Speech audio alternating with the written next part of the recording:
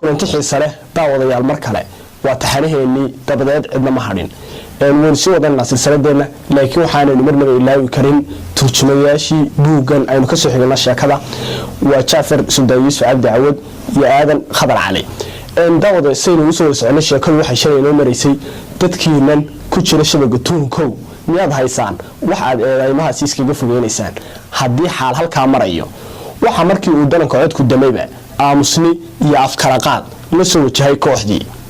waxaana codkii codka qaylo dheer ka agbaxay iyadoo jabiyay qaar ka mid ah weelkii halka taraygii shaaha ee uu siday Mudane Rogers uu ka dhacay waxaana loo jihaystay dhankii ay qayladu ka timi waxaana daawada lala kulmay Marwo Rogers oo dhulka taala haddii ay argagaxeen oo inta ay qaadeen ay meel wanaagsan geeyeen waxa ku soo foorsaday Dr. Armstrong si uu ugu kurgalo xaaladeeda caafimaad waxaana uu sheegay in aanay wax weyn qabin ee yara suuxday isagoo ka dalbanaya ninkeeda Mudane Rogers inuu ugu keeno xoogaa liin qooshana waxa haddana mar labaad soo laabatay ka fakarka wixii ay maqleen waxaana la isweydiiyey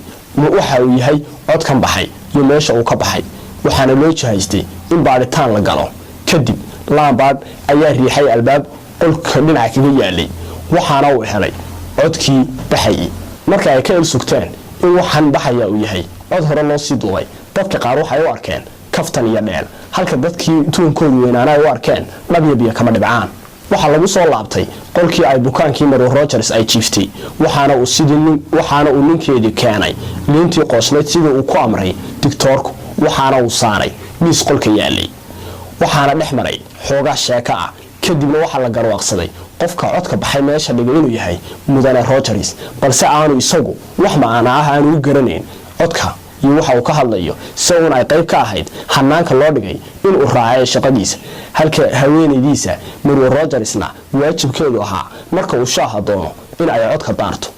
kolkii uu beerku baqdin awgeed dabada yimi ayaa waxay damceen in ay isqaboojiyaan wayna heleen oo way fadhiisteen waxayna isweydiiyeen waa kuma Mudane Rogers qof kasta oo goobta ku sugnaa madaxa ayuu ruxay waxaana uu sheegay in aanu sheeko iyo shaahid hore uu maqal ninka martida loo yahay ee Mudane Owen ay soo walba isugu dayeen oo Mudane Owen jin iyo insi wuxuu yahay ay garan laayihiin waxa isku afkarteen inuu bal qof waliba badka soo dhigo oo xayga ka cadeeyo qaabka ahayd sidii loo soo marti qaado si ay inuu bal wax uga ogaadaan cidda uu noqon karo Mudane Owenka martida loo yahay ruux walbana waxa uu la soo rooray fariintii loo soo diray ee martiqaadkiisa waxaana cadaatay in ruux walba fariintiisu ay tibaaxayso bandhigis ku saabsan shaqadiisa ama waxyaabaha uu jecel yahay halka dadka qaarna loo adeegsaday magacyada asxaab ay muddo isugu dambeysay waxaana ay dhammaantood yaqiinsadeen in ay kabin ama dabin ay ku soo dhaceen taasina quus hor leh ayay ku beertay martidii ruux walbana waxa si aan bogasho iyo beerisahayn u soo dhaaftay tuunkii lagu ganay waxaana cadaatay inay dhammaan tuhumadu yihiin kuwa jira ha ahaadaan kuwa u dhacay urakac ama kasba bal haddaba daawade aynu eegno qof kasta oo ka mid ah 10kii qof iyo sida uu soo bandhigay noocada ahayd tuhunka oo codkii duubna uu soo jeediyay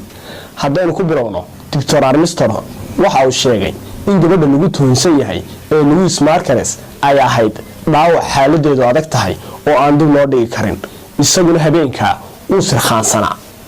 waxaana uu ku warhelay gabadhii oo ku meelatay dhiig isla markaasna meeyda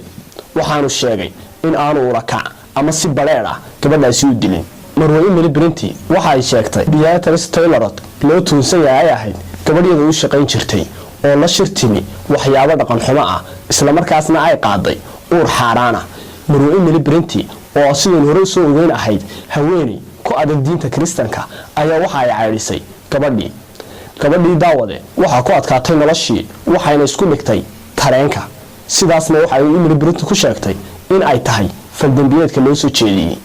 Fira Clisron waxa ay qudhadu sheegtay in wiilka yar ee loo soo jeediyay lagu eedeeyay in ay dilkiisa ka dambeysay uu ahaa wiil ay xamaaneyn jirtay isla markaasna ay si wanaagsan uga soo bixi jirtay xaqiisa iyo xuquuqdiisaba waxayna ay sheegtay daawade in maalinkii dambe ay u daawasho geysay meel bad ah isagoo oo dabaalanayana ay ka yara mashquushay inta kadib ay aragtay wiilkii oo biyo ku fatahaday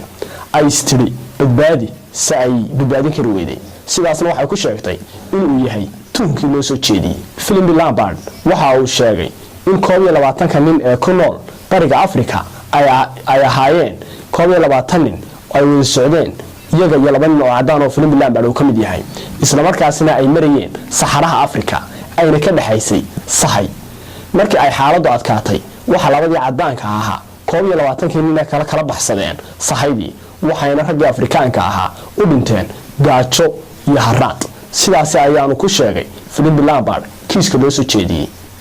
John McArthur isaguna waxa uu sheegay in ninkaasi loo toonsan yahay ee Arthur Richmond uu xiriir hoosaad la lahaa xaaskiisa, isagoo ahaa taliyay ka sareeyayna uu ka cadgoostay uu u diray meel dagaal ka jiro oo uu og yahay inaanu ka soo laaban karin. sidaasna waxa uu ku sheegay faldambiyeedkaasi loo soo jeediyey. Tony Marston waxa uu isagu sheegay isagoo gaadhigiisa wata in labada carruurta loo toonsan yahay ee Johnny iyo Lucy ay meel muuqa kaga soo boodeen, sidaana uu ku jiray arrinkana uu ahaa shil ee aanu ula kac iyo badheedh u sameeyay. iyo Mary Rogers waxa ay sheegeen haweeneyda loo toonsan yahay ee February inay ahayd haweeney ay u shaqayn jireen, isla markaana ay habeen si kadis iskaga dhimatay ee danayaga la saaray oo aanay dilin.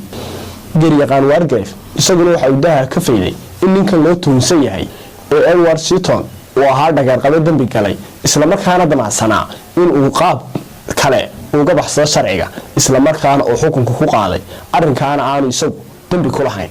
ugu dambeyntii dambi baadha Billow isaguna waxa uu sheegay in ninka loo haysto ee Stephen Launder uu dambi galay, isla markaana loo diray in uu dambigiisaasi soo baadho, isagoo hadalka ku si kagan oo adag ugu yiri wiilka, halka markii dambe uu wiilkaasi isdambalay. Laysi eegay daawade lana garay in codka yeelay dhayal iyo dhalmidna toon ahayn, waxaana bilaabantay marxaladii adkayd. la soco qaybaha dambe.